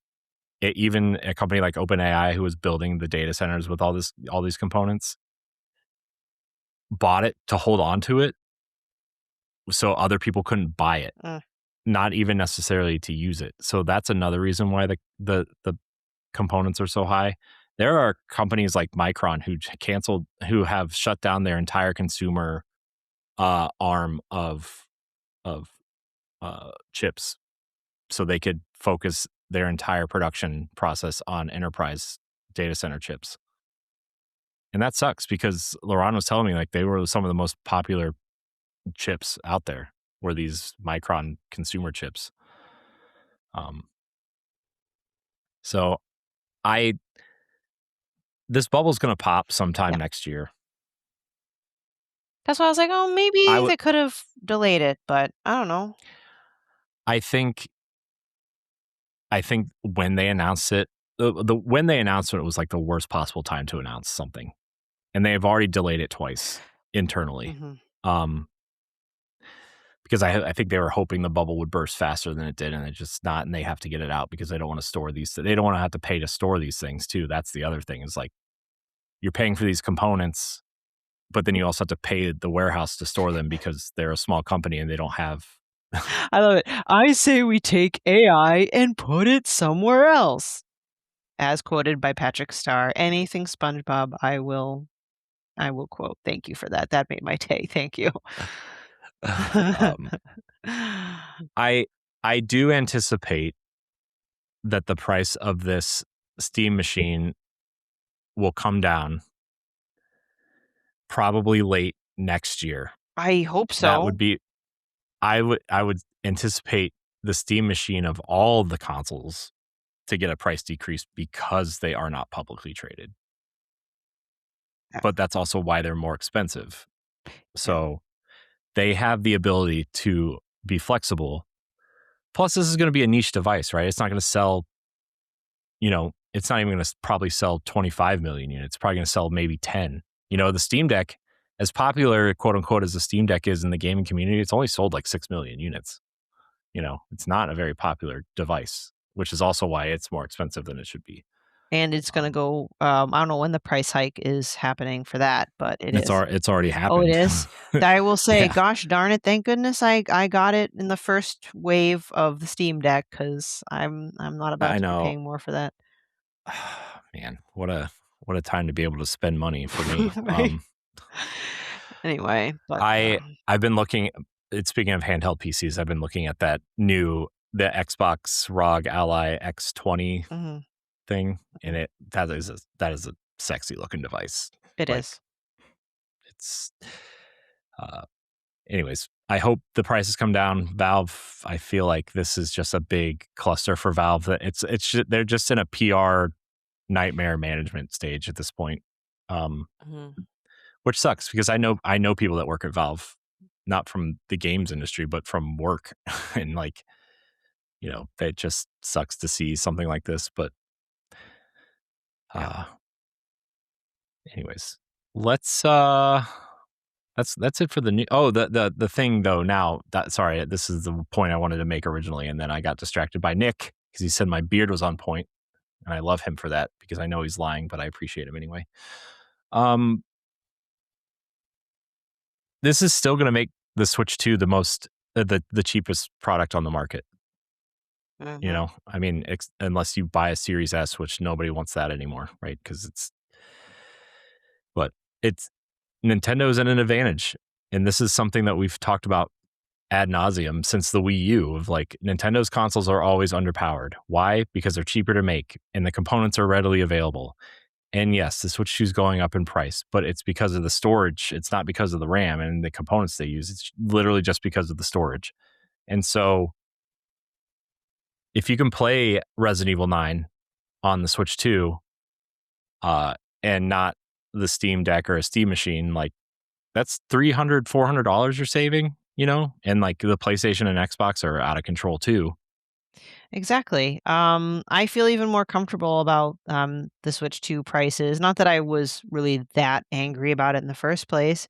I mean, sure, if are very technically savvy and care a lot about counting so many frames or whatever, it's proven to be able to handle the larger games, and we're clearly seeing the third party titles come out on the same day for the Switch 2 as the other platforms. So it's like, Mm-hmm. hey, 450, $500 for this console that you can take on the go or dock, have good performance, access to Nintendo first party titles, and well, quote unquote, most third party titles, you know, it's Mm-hmm. starting to look pretty good. Yeah. And if you're not a frame rate slut like I am, like you're not gonna like they don't. I mean, the graphics are good. I mean, DLSS is doing very heavy lifting for the Switch 2, Mhm. especially for the Capcom games and stuff. But man, I mean, Final Fantasy VII Rebirth looks really good on that screen. Um, but Yeah. all right, well, that's the news, Stephanie. Unless you have anything else you want to say about anything. Nope, that's it. I'll definitely be checking out the N64 Nintendo music though on my way to bed. I'm excited for that. I really Nice. love the access to music. I just wish everything was under one app, not four. I know. I know. We did a whole expansion pass on how Nintendo could have made the perfect social media app, and they whiffed big time. Yeah. Well, you ready for I am. Pack Watch? So Pack Watch. I'm gonna give this a shot. even though I take no credit for this because Corey, you put this all together. Here are the games that you can buy on your Nintendo Switch this week, and some of these are pretty fantastic. Coming out tomorrow, well, tomorrow as of this recording, Tuesday, June 23rd, Devil May 5? Just kidding. Devil May Cry 5 Devil Hunter Edition, $29.99 US dollars. With its signature blend of high-octane action and otherworldly characters, Devil May Cry 5 Devil Hunter Edition harnesses the latest Capcom gaming technology to deliver a graphically groundbreaking action-adventure masterpiece at, speaking of frames per second, 60 FPS in both TV and handheld modes. I've never played a Devil May Cry game. I was like tempted, oh, this would be another great opportunity to play it, but I think it's digital only and I want a physical. So Is there not a physical for I this? don't That think surprises so. me. I'm going to double check. Not even a game key card? Don't say that show on, and don't say those words on this show. I know we don't care, but Oh, people get, really people care. sad. You should see some of the comments on the shorts that we've made for game key cards. Really? They are. Oh, no, there will be. Sorry, it's just it won't release on the 23rd. So the digital will release on the 23rd, but the physical, there will be one that's scheduled for late August at select quote unquote retail stores. I haven't seen them yet, but all right, cool. So maybe I will get it eventually. Same day, Wander Stop. I know a lot of people have talked about this. I believe it's an indie title, $24.99 US dollar. Wander Stop is a narrative-centric cozy game about change and tea. Playing as a fallen fighter named Alta, you'll manage a tea shop within a magical forest and tend to the customers who pass through. But Alta does not want to be here. If she gets her way, the tea shop will be nothing but a brief and painful memory. I've heard good things about Wander Stop. Wow. And another game coming out on the 23rd, Deer and Boy, $20. A runaway This one's going to be great. A Feeling it. runaway boy meets a fawn in this poetic cinematic adventure where silence speaks louder than words and growing up changes everything. Boy, that's true. Deer and Boy is a narrative cinematic adventure that tells a silent story through stunning visuals and evocative music. The day after, June 24th, we get The Necromancer's Tale at $24.99. The Necromancer's Tale is a narrative-driven, top-down RPG set in an alternative history 18th century kingdom near Venice. That actually sounds pretty cool. Play as a minor noble drawn into necromancy in the pursuit of knowledge, power, and revenge. That's going to go well. Great power awaits, along with the weird, the morbid, and the gradual descent into madness. And then we got two games coming out on the 25th, one of which we've talked about because we love this franchise, or at least the 64 game. Star Fox at $49.99 US dollars. Join Fox McCloud and the Star Fox team as you fight and do barrel rolls to protect the Lilat system from the clutches of the evil scientist Dr. Andros. Basically a large monkey head and two hands. Take to the skies and stars as you blast your way through the enemies in this action-packed adventure. And the other game, Citizen Sleeper 2, Starward Vector at $24.99. This game is on Steam. Yeah, it was originally on Steam. It is a dice-driven RPG in a human and heartfelt sci-fi world. You are an escaped android with a malfunctioning body, a price on your head, and no memory of your past. Uh-oh. What is it? Amnesia. Japanese. Get a ship, Amnesia. find a crew, take on contracts while you navigate across the Starward Belt. So, any of these games catch your eye, Corey? I mean, Star Fox is the one, right? I mean, Star Fox is, like I said earlier, it's one of my favorite games of all time on the N64, and it feels good to play, and the N64 controller works with it if you want to go through that. It's great. Yep. I can't wait. Yes, I'll definitely be picking up Star Fox. I have that pre-ordered. I will definitely check out Devil May Cry, Ed. He's back. But I think I'll wait for the physical edition because I have a weird addiction to physicals for Nintendo games. I don't know why. Man, 5 is, once you start putting the numbers on these games, right? Like I know they released the first 3 games on Switch 1. Mm-hmm. They're not very long games.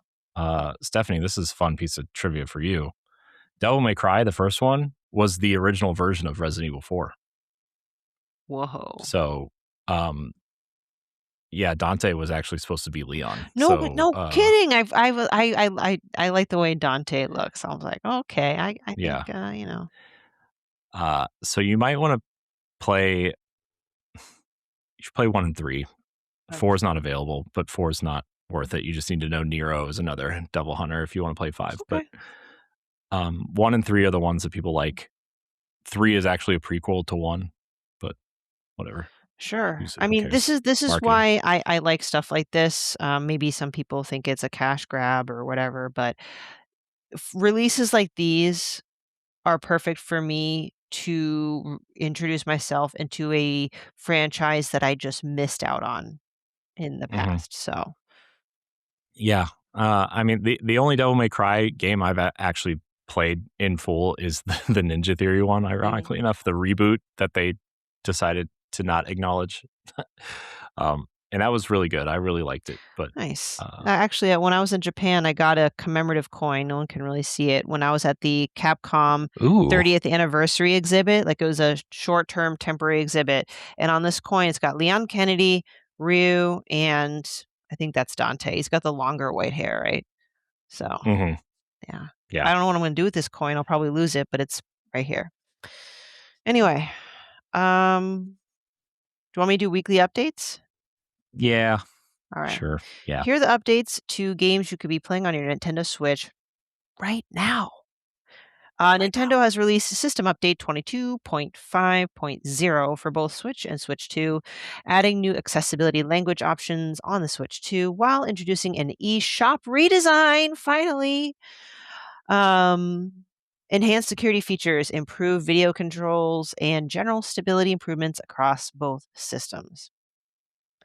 Splatoon 3 version 11.2.0 is now live for both Switch 1 and 2, bringing the weapon balance adjustments, special weapon tweaks, matchmaking improvements, and X Battle System updates aimed at refining multiplayer balance and reducing team composition issues.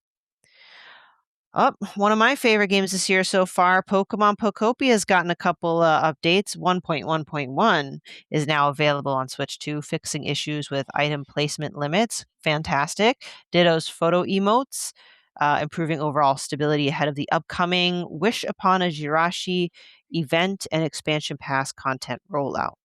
Speaking of expansion pass rollout, they added the underwater bubbly basin area with new water type content, outfits, and the dive ability, while the first expansion wave launches in August alongside a separate free update for all players. I can't wait. Capcom's latest Pragmata update adds the adorable scribble suit for Hugh, featuring Diana's hand drawn doodles, while also reducing the difficulty of one of the final standard die mission and implementing minor text corrections. Hmm. Digimon Storytime Stranger will receive a free update on July 10th. Stop A laughing. Storytime Stranger. just Across it's creepy. all platforms, adding Terriermon Assistant as a playable character, photo mode, Digivolution condition tracking, and graphics mode options alongside the launch of the Switch and Switch 2 versions. You can tell that between Pokemon and Digimon which franchise I play. Final Fantasy Tactics. Look at this. The Evil East Chronicles. That's what I'm playing right now. There's apparently an update 1.5.0 introducing New Game Plus, Zodiac compatibility tracking. I would love that. Numerous quality of life improvements, new gameplay settings, and additional language support, and overall stability enhancements for Switch and Switch 2 players. Glover. The Glover? Glover on Nintendo Switch will The- receive a free future update adding the original PlayStation version of the cult classic 3D platformer, giving players another way to experience the magical gloves retro adventure. Jeez. um, No magic without the gloves, am I right? mhm. And looks like as far as NSO updates, we've got I don't know if this was talked about before or the timing of this, but Donkey Kong 64, is that? I I feel like think that's Ed and Cordy talked about it that's on what I last thought. week's episode. Yeah, okay. So, just Nintendo Music, right? So I don't know if Hyrule Warriors Age of Imprisonment was mentioned already. Various Mario Kart World tracks and Wii Sports Resort, in addition to the N64 tracks that I mentioned earlier. And that's Nice. NSO updates. It's a lot. Nice. All right, Stephanie. Last segment. Then we can go to bed. Let's get into question block. Woohoo! Question block. Remember, you can submit your questions to Nintendo Pow Block via social media, on comments on YouTube and Discord, or you can email us at nintendopowblock@gmail.com like a lot of you do, because I did the thing where you include the email address as the first line in the description, which is best practice, I've been told. So anyways, not important for you, just for me. These are the questions submitted by you guys, just like Taylor S. sent in his email. Longtime listener here, love the breakdowns each week. After Xbox's summer showcase, which game do you think would actually work best on a Nintendo platform if Microsoft ever brought more titles over? And do you see that kind of partnership happening in the future? I mean, they're bringing a couple games over, right? Like Minecraft Dungeons is coming over. I mean, I'm a little bit shocked that Halo Combat or Campaign Evolved isn't coming over. That's just me, but also I know Xbox is trying to go back to exclusives where it makes sense, and Halo is going to be one of them, I think, in the future. Mhm. Man, I don't know. They showed a lot, but they showed a lot of smaller games too. Like I would imagine something like Clockwork Revolution actually comes over. Ooh, yeah, that would be nice. I'm still thinking more Something of like like the that. more I don't want to say kiddie stuff because I don't want to be reductive Hmm. about it. And the ones I'm mentioning, I believe, are still going over, but like the new Spyro game, something like that, I think would be perfect as far as like Hmm. continuing the partnership and sharing franchises like that. I don't know if the new Plague Tale Requiem like prequel type game is coming over to the Switch too, but I think that would be nice. I think it would give that franchise a little bit more life if we introduce it to the Nintendo community. So, Hmm. Yeah, I also think, like you said, Spyro, but I'm also of the mind that, and this has been leaked through ratings boards and stuff, so I assume that release is going to be at either Gamescom or QuakeCon or one of these cons. Uh, Diablo 4 will make it over ooh, yes. because Diablo 3 was a huge hit when it came to Switch 1. Um, so I would imagine they want to dip into that as well, especially because all the DLC is out now, Mhm. and they can kind of package it together however they want. That would be my guess. I would also like to see Fable, because I feel like out of Oh, all the yes. companies, right, out of all of the platform holders, the Zelda fan base would go nuts over Fable, I feel like. Oh, Uh, absolutely. I would like Microsoft to, hold good on their promise to kind of work on getting their titles on the Switch. We'll see. we'll Oh see. wait, what's Ed Uh, saying? Something about Flight Simulator. Ed's throwing out Flight. Yeah, Flight Ed, Simulator. really? Flight Simulator? Come on. Come on. That thing, that your Switch would just turn into a toasted brick. Oh my gosh, a toasted brick. I don't know. uh, you're timed out, Ed. You're getting a 10-second ban. Oh no. I'm just kidding. You're not. Um, let's move on to our next question from Kevin A. Hey team, first time listener. Welcome. Yay. Welcome to the show. It's you only got 498 to listen to before 500 next week. So chop chop. No, I'm just kidding. Welcome. Thanks for listening. Thanks for finding us. After the June 2026 Direct, which announcement do you think best shows Nintendo's long-term vision for the Switch 2 era? I have to think about it because even though I liked this Nintendo Direct, there were a lot of actually, well, maybe that does say something. A lot of third party announcements. Was the only first party was more Splatoon Raiders, which we already knew about, Star Fox, which we already knew about, and then the Ocarina of Time remake. And Fire Emblem. Sorry, how could I miss that? Am I missing like any other primary first party? Uh, Mm, let's see. Star Fox, Splatoon Raiders, Fire Emblem. Rhythm Heaven, Fire Emblem, Ocarina, Xenoblade. I think that's kind of it. Okay, I think so that's it. First party stuff. I'm not I'm sure there's more, but I just don't those. remember. Yeah. So, but basically, I felt like there was definitely a fair share of a third party announcement. So I'm not sure if I personally have a singular announcement that gives me an idea of Nintendo's long term vision, but more like I can see Nintendo wanting the Switch to have a lot of that first day third party support. I think that's one pillar at least based off of those Mm-hmm. types of announcements. Like even like outside of the direct, right? Like at Summer Games Fest and stuff like that, you saw announcements like Alien Isolation 2. Switch 2 was right there along with every other console. So I think that's one. Let me see if I can think of another particular announcement, but do you have one? Yeah, so I actually think Nintendo is going to. Whoa, sorry, my squeaky here. I think Nintendo is actually the thing that like Nintendo has done really well during the Switch era, which they're continuing with the Switch 2 era, and I just think people notice it more because nobody bought a Wii U, but Mm, they've been doing a great job of balancing new releases with Switch 2 versions of games with remakes and remasters. And that's how they keep the content pumping out. I think they are taking a larger stance on storytelling, which I think is proof with Fire Emblem having 4 separate campaigns this time around instead of mm, one branching one. Star Fox is getting all those cutscenes. The Ocarina of Time remake will probably, theoretically, like we talked about earlier, might have deeper cutscenes.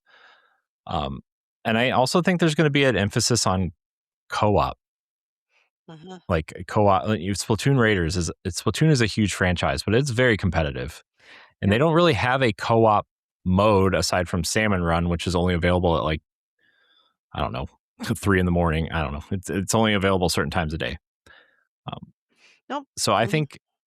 I think you're going to see a lot more of that style of game come out of like these cheaper uh, co-op experiences because kids like co-op. Kids like these types of games they could play together. It's a social experience for them. Yep. Uh, I mean, you can see that with Rhythm Heaven. You can see that also with Orbitals. Is that how you need to say it? mhm.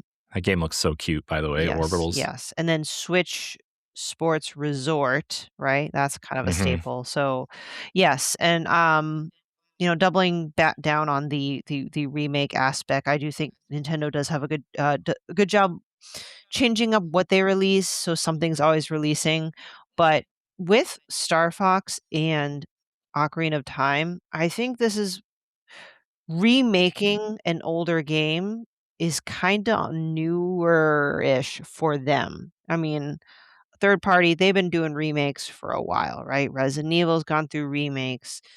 Metal Gear Solid's been through remakes. Last of Us, well, that was remastered or I don't know. Can you think of a first party Nintendo title that Nintendo really went out of their way to remake from the ground up, so to speak, other than Star Fox and Ocarina? They've done I mean, HD. Wind Waker was technically a ground up remake. I know a lot of people don't see that because the cell shaded Mm, nature of the game just doesn't make it as prominent. But that is technically a ground up remake. Um, but like I can't really think of a lot of remakes from Nintendo, honestly. yeah, I think it's their, companies like older vision on stuff like that. I think that Star Fox and Ocarina might be a window to them being more open and willing to revisit things. Hmm. Um, Yeah, I mean, in a lot of the like remasters they've put out, like Xenoblade and like even Twilight Princess HD, those are just asset like replacements. They're not necessarily remakes. So I mean, the only other remake I can really think of is like Super Mario RPG on Switch One, Mhm. the Fire Emblem Echoes on 3DS, the Samus Returns on 3DS. Like a lot of those games were remakes towards the end of the 3DS life cycle, but we didn't really get a lot of that with Switch One because they weren't, because the Switch 2 is backwards compatible. There wasn't really a need to Yep. remake games, and they're already in their HD era, even if you port the Wii U games over. So like, Yep. Edge is throwing out some stuff. Xenoblade Genesis. We still have some partner games we don't know yet. Mercury Steam, Platinum, Koei Tecmo, Way Forward, Bandai Namco. I mean, we know what Platinum's working That's on. why I was like, They're wait, working on Platinum. Yeah. they're working on the TMNT Last Ronin game, which is Oof. exciting. Yes. God, I can't wait. But yeah, Oh my gosh. so And then LaRon sat there and spoiled it on the show after I tried so hard not to spoil it. LeBron. But yeah. This guy. But yeah, thanks, Kevin. Thanks for checking us out and hope you stay with us. Hope we didn't scare you away. Hope I didn't scare you away. Yeah, Stephanie won't be here the next time. It'll be fine. No, I'm just kidding. If the show wasn't so long all the time, Stephanie would probably be around more. I'm not saying, I'm just, anyways, moving on before I put my foot in my mouth. First time listener here. That's from Yay! David B. Also on X. Where like the DMs on X are hot. Let me tell you. Well, welcome, David. They slide into our DMs on X. First time listener here. After Summer Game Fest 2026, do you think Nintendo still benefits from not showing as much, or are they missing out on the hype cycles? Probably the initial hype cycles. I think Nintendo is doing things their way, the right way. I mean, they're very, what's the word, Corey? They always announce their direct right after everything is done, so they can be the most up-to-date thing people are talking about. They're always the last to go, and they're always the last to announce their stuff. And then when you put a treehouse afterwards, like they're gonna have the spotlight all day. Everybody knows that there's going to probably at least be one Zelda game, one Mario game, or one Fire Emblem game, or one something from their major franchises, right? There's going to be at least one major franchise there that you're not expecting, or like an update on a major franchise that you're waiting for. And like I tell Ed every time, if there are 2 or 3 things in a direct that I'm excited for, it's a win. Mm-hmm. And that's been every direct for the Switch 2 so far. People are the Ocarina of Time. I mean, people are that direct was what 2 weeks ago, 3 weeks ago at this point. Like people are going to be talking about the Ocarina of Time remake until it's out, and then they're going to be talking about it 10 years from now, 15 years from now. Zelda's going to hit its 75th anniversary, and nobody's going to acknowledge it. And Ocarina of Time's remake's still going to be talked about, right? Well, like the remake will be remade again by then. Gosh, please don't. Just leave it. It's all right. We'll be dead by then. Well, yeah, no, yeah. But yeah, not to be dismissive of that. It's just, for a while, Nintendo's kind of branched off and done their own thing. And I don't think that they've suffered negatively at all because of that. And they still usually do the direct around that time. So even though Nintendo considers themselves separate, I'm like, yep, it's Summer Games Fest week, quote unquote. Yeah, I mean, technically the Xbox Summer Showcase and the State of Play are separate too. Exactly. But like, it's just like E3, right? Where like these companies were separate, but they were all scheduled out to go the same time as the rest of them. So yeah, Nintendo, you do you. If it's still working out for you, and it seems like it still is, just keep doing it. So, Nintendo, keep being weird. Yes, we will still buy your games. Yeah. All right, we have 2 more questions here. Jordan S on Blue Sky. Hey, Edward, Corey, and Stephanie. Ed's not here, guys. Sorry. Long time listener here since the early Switch 2 speculation days. Oh boy, so like 2019. After the June 2026 Direct, do you think Nintendo is finally comfortable showing games closer to release, or are they still playing things close to the vest? Thanks for all the thoughtful discussion every week. I'm just happy that I was mentioned in the question. What the heck? That's awesome. I put it out on socials that you were Of joining me course. tonight, Okay. Stephanie. Well, all So, right. I don't feel special anymore. But I mean, that means somebody saw the social post. So, I mean, yeah. that's a win. I don't know about you, Corey, but even though the business practices are slowly evolving, in this kind of up and coming leadership with Nintendo, I feel like they still play their cards very close to their chest. Mm-hmm. Yeah, they still definitely. I mean, they delayed the Star Fox announcement just to make Nate the Hate angry, right? Like, Mhm. um, but yeah, they've been doing this for a while now. Of like, they usually show things that are coming out within the next 3 to 9 months, I would say, with one or two past that mark, right? Like Xenoblade was the big one this time, right? Of like, Mhm. oh, well, this is coming out in 2027.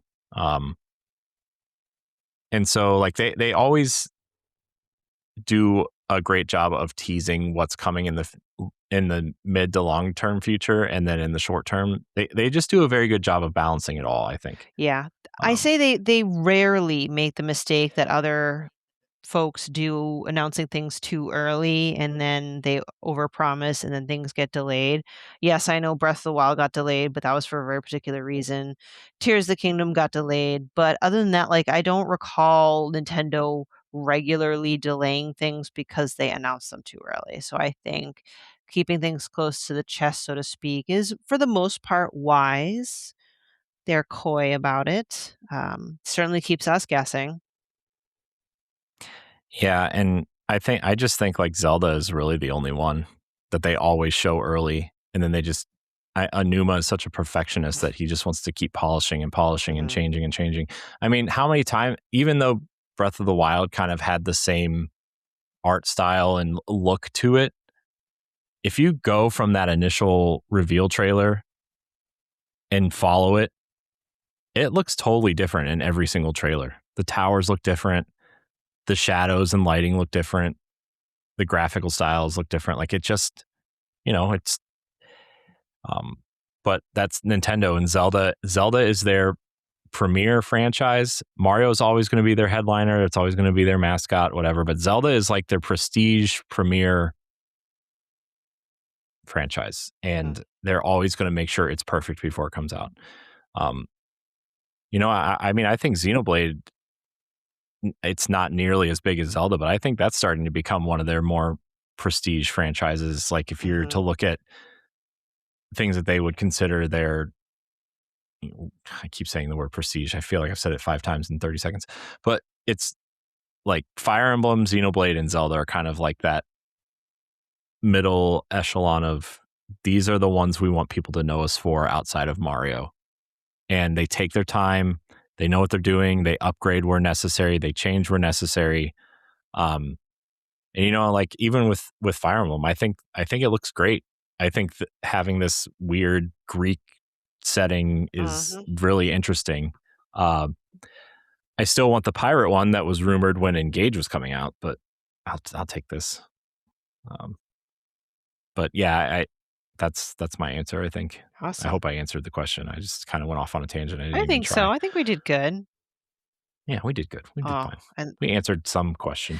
what a way to end this question segment. I can't wait to talk about this one.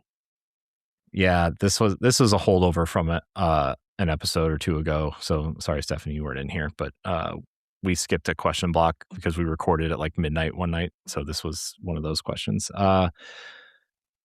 Ashley M writes in, "Hey Eddie V and Corey, shout out to my fave Elite Block agent leaders. I have a question for you, and I need to know the answer. If you were playing a dating sim with only Nintendo characters, who would you try to date from each of the following franchises and why? I gotta know who your Nintendo Switch 2 waifu is." Chow, That's not Yeah. how you spell chow. Ciao, my beautiful Chow? people. Chow? And Yeah. we'll Okay. say these franchises out loud, so maybe, Ed, you can still give your answers in the chat. So Ashley provided Mario franchise, Zelda, Fire Emblem, Xenoblade, and Metroid. Metroid, I mean, Mother brain. right? Jeez, gross. Nope. I got to look up Xenoblade characters because I'm I not think as Z I familiar was gonna with say, I that think Xenoblade franchise. might be the only one I might not have an answer for. I don't wanna sound kind of cheap, but for Fire Emblem, like, I can't get the image out of my head, but I really am loving Theodora, for the upcoming game Fortune's Weave. Uh, Yeah, she's the one with like the gold kind of horned yep, headdress, kind of, and like and the she's a armor, not armor, where yeah, the her armor, like not armor, yeah, she's very revealing. the strong, beautiful, queen that, she would be my if we do Bosties this year, she's gonna be my vote for, waifu of the year, just, spoilers. Yeah, we're gonna do the Bossies this year, everybody. I know we missed this year. There's a reason for that. Talk about it on a later Do you episode. have But a Fire Emblem waifu choice? gosh, there's so many.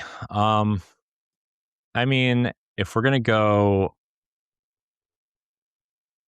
man, I want to say Edelgard, but everybody's gonna call me a fascist Nazi because that's kind of what that country is. But she's trying to change it, so maybe I shouldn't say that. Um, not gonna say that, although she is one of my favorite characters. I mean, looking at Fire Emblem, Fortune's Weave, the dancer Lita, Mhm. she's doing something. You know, there's something. It's probably better off for another show, but I'm going to say it here anyway because we're here. There's something really sexy about an elegantly dressed character that like they're it's not like their like cleavage is hanging out or their butt cheeks are hanging out of their leather shorts or whatever, but just like there's just something very elegant about it that I really like looking at, for lack of better terms. Ugh, you're one Uh, of those. and I just I am very into like, again, this weird show to have this conversation on, but I'm very into like movements and the way like if a woman is dressed nice and the way her clothes like flow with her movements, and like it's very, there's something very intriguing and very nice about that. And so I hope everyone watches the YouTube video of this. You see Corey trying to do some weird, like, belly dancing snake hey, you know what? arms. Don't judge my dancing. You like it. You told me. Just kidding. Um, Ed said, Uh, "Fire Emblem Awakening," and she is the redheaded girl who is mean and strong, and oh, not Camilla. Ches from Three Hopes. Yeah, Shez is pretty cool. I do enjoy Shez. I should know this. I've played like 1,000 hours of Fire Emblem Heroes over the last 5 years. I should know these characters. Uh, if we're talking about Fire Emblem, Lucina is always my go-to. Also from Awakening, I know that's just a cheap shot because she's like one of the most popular characters, but I love Lucina, Corrin, Byleth from Fire Emblem Three Ooh, Houses. Byleth, yeah. There's a lot of there's a lot of good looking characters in Fire Emblem. I don't Yes. know if you know this. Uh, Um, by the way, don't look at the Fire Emblem Awakening art book with your children or your parents around. okay, good to Just know. throwing that out there. Interesting. Ed's pick for Zelda is interesting. The king from Breath of the Wild and Hyrule Warrior: Age of Calamity, oh, King Ed Bro. Ed likes old bearded daddies. Oh, okay. He's Okay. From Zelda franchise, I'm gonna go with Nabooru from N60, the Ocarina of Time, the Gerudo, like second in command mm, who rebels against Ganondorf. She is. I like my strong warrior female characters as what my waifus, I guess. Um, Mario, it would be. I'm a Daisy girl. I like Daisy. Don't have one for Xenoblade because I'm not as familiar, and then Metroid, I guess Samus? You I mean, who else are you gonna Yeah. pick? I mean, you know, the military guy that's like her boss or whatever from Other M that nobody likes. Yeah. Sure. Fine. Okay, so for Zelda, for me, it would be Midna. It's got to be Midna. It's got to be Midna. I also like the character that they made for Hyrule Warriors, specifically Lana. So those would be my picks for Zelda. Let's see, for Mario, it's got to be Rosalina. Oh yes, Rosalina. She's very sassy, and the hair swoop and the glare. She's also elegantly dressed and moves with a flowy elegance. She is. She's a floater. I'm sorry. I shouldn't be laughing as hard as I am. But... I can get in on that. What is wrong with us? Gosh. What are we talking? Oh, Mario floaters. Yeah, it's got. I mean, I also like Daisy, but you know me. I enjoy a good brunette who's feisty. So, Rosalina's not brunette. No, I said Daisy. Daisy. Okay. Also, I also like Daisy. I will take them both, please. Oh, a feisty brunette. Let's see here. What was the other franchise? Oh, Xenoblade. I gotta look those characters up. I don't know those characters too well. I mean, Fiora is she's like the main character and like the main female character in the first game. I mean, I feel like everybody's gonna pick Pyra and Mithra from Xenoblade 2 because they have a large assets, we'll say, up front. So yeah, it's also really hard because I never know how old these anime characters are, and I don't want to feel like a creeper either. Yeah, that's fair. Because some of them look like children and they're thousands of years old, and then you have like the 15-year-old that looks like she's 30, and it's like, don't confuse me, everybody. I'm concerned, very much so. And then what? Metroid? Yeah, Samus. I mean, come on. What do you think I am, a weirdo? I don't want one of those Metroids latching onto me like some sort of stage 5 clinger. So yeah, that's it. That's it. Stephanie, we did it. That's all we got. Another day. That's I don't submit your Metroid clinger stories to Nintendo Pow Block. Thank you for all those questions, guys. I'm so happy to be part of it, and thank you for having me sit in on this episode. Yeah, Stephanie, thanks for hanging out with me for a couple hours. I know we went a little bit longer than I anticipated, but we always do because that's who we are. Hey, the time flew by because we're having fun. And sorry, Ed's Xenoblade pick would be Mio. So yeah, that's the thing. I don't know how old Mio is. She's like one of those. She could go either way. She could be like 1,000 years old, or she could be. You know what I'm going to pick? I'm going to pick Cosmos and Telos because they're the androids, and they are from Xenosaga also, so you get 2 for 1. Excellent. There we go. I know they're not technically part of Xenoblade, but they're in it. So, suck it. Anyway, Stephanie, thanks for hanging out. Always a good time. I wish you were here more, but I know Ed and I like to ramble and rant and stay up way too late, and it's impossible. No, I love rambling and ranting. I don't know. It's in the last few years, I just can't. My body will shut down on me. So I mean, soon we're going to be able to start earlier if we can. Yeah. So okay. Keep me posted. I'm sure it will come up somewhere. Anyways, everybody out there, thank you for hanging out in chat. Remember, you can catch us most Saturdays live. You can catch us whenever Ed's not working live, except for tonight. Stephanie's here, obviously. But subscribe to Nintendo Pow Block on YouTube. Remember, Pow Block has its own YouTube channel now, youtube.com/@PowBlockPodcast. You can also catch Direct Recap Show and Expansion Pass over there. and collaborative interviews over there as well. I love the YouTube collaboration feature. It's such a great new feature that they added, where you can have multiple channels host the same video, and it's great. Stephanie, thank you for your time as always. And everybody out there, remember to like, subscribe, share, rate, and review wherever you listen. Thank you so much for watching and listening. And until next time, we love you. Goodbye. Bye. If you want to become a supporter of Boss Rush, you can head on over to patreon.com/Boss Rush Network. You can choose the tier that's right for you for as little as $1 a month, and you can even follow us for free. Patreon producers for this month are Adriel Munger, Francisco Santillan, Celeste Roberts of Read Only Magazine, Christian S. of Franchise Festival, Todd Aksha of Fandom Foundry, Making Fun of MacGyver, Chat of the Wild, a Legend of Zelda podcast, and Sana Dirrig. Thanks for your continued support of Boss Rush Media and the Boss Rush Network.